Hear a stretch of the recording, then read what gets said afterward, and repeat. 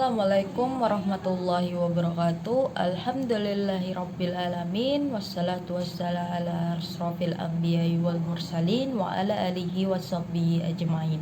Amma ba'du. Pertama-tama marilah kita panjatkan puji dan syukur atas kehadirat Allah Subhanahu wa taala yang telah memberikan kita beribu-ribu kenikmatan. Nikmat sehat walafiat sehingga pada hari ini kita dapat berkumpul tanpa satupun halangan maupun kekurangan.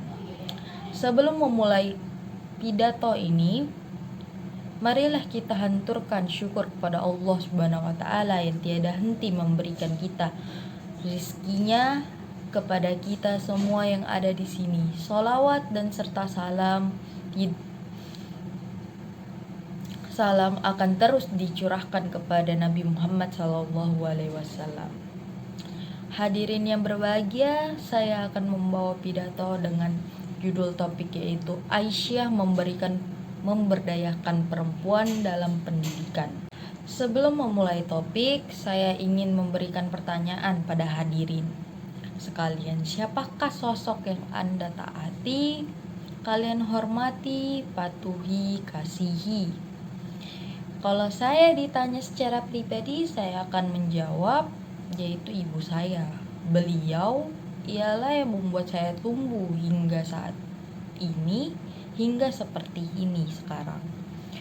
Dan topik yang ingin saya angkat kali ini tidak jauh dari peranan sosok seorang perempuan yang kelak akan menjadi seorang ibu sekaligus sosok utama yang dimuliakan untuk memulai pendidikan yang akan mencerdaskan anaknya kelak. Perempuan memiliki peran penting dalam kontribusi baik dalam kemajuan suatu bangsa. Salah satunya dapat ditemui dari salah satu organisasi persyarikatan kemuhammadiyaan yaitu Aisyah yang sudah berdiri sejak tahun 1918. Lalu hingga sampai saat ini masih berkomitmen meningkatkan derajat dan martabat perempuan. Aisyah dibentuk untuk memberikan kesempatan untuk perempuan agar perempuan tidak memiliki perbedaan untuk mengakses dan melakukan berbagai hal yang lazim dikerjakan kaum laki-laki. Namun di sini yang dimaksud untuk memperdayakan perempuan tidak untuk mengungguli laki-laki, melainkan untuk mendukung langkah baik agar perempuan bisa berkolaborasi dengan laki-laki untuk tujuan bersama. Hal tersebut karena perempuan memiliki peranan vital dalam pendidikan keluarga. Perempuan menjadi penyalur pendidikan pertama untuk anaknya. Dengan segala gerakan praktis, Aisyah mampu turut serta mencerdaskan bangsa dengan membangun pendidikan yang lebih baik. Dengan mendirikan sekolah mulai dari sekolah dasar sampai sekolah tinggi.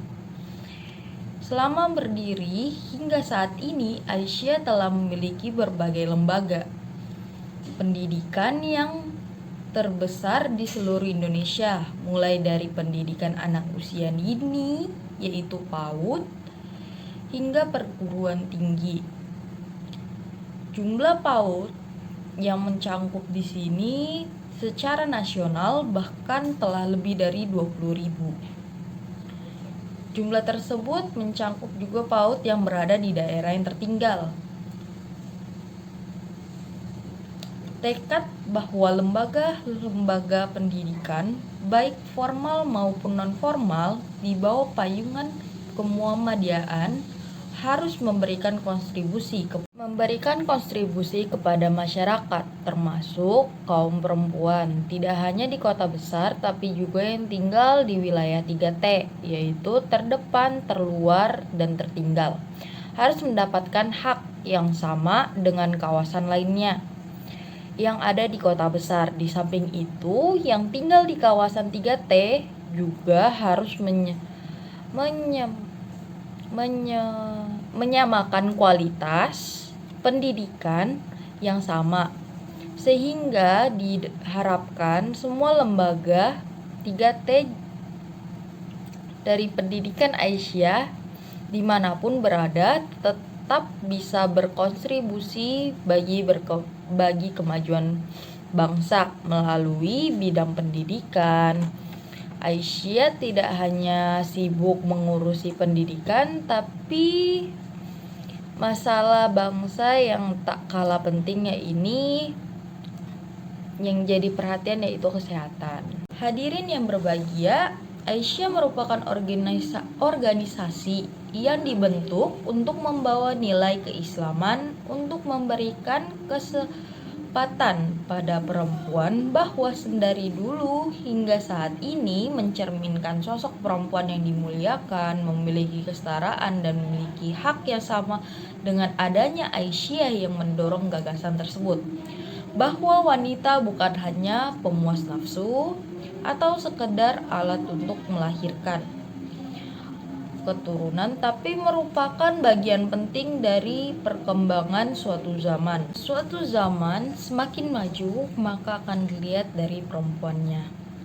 Dari pidato yang saya bawakan, saya ingin mengajak kepada diri saya sendiri maupun kepada orang lain untuk mengambil pembelajaran, bahwa teman-teman membawa untuk pelajaran untuk teman-teman untuk membawa semangat tekad dari Aisyah. Demikianlah pidato ini, semoga kita semua termasuk orang-orang yang digolongkan kepada golongan hamba yang pandai bersyukur dan menjadi manusia yang muttaqin di sisi Allah Subhanahu wa taala. Cukup sekian yang saya dapat sampaikan. Terima kasih banyak atas perhatiannya.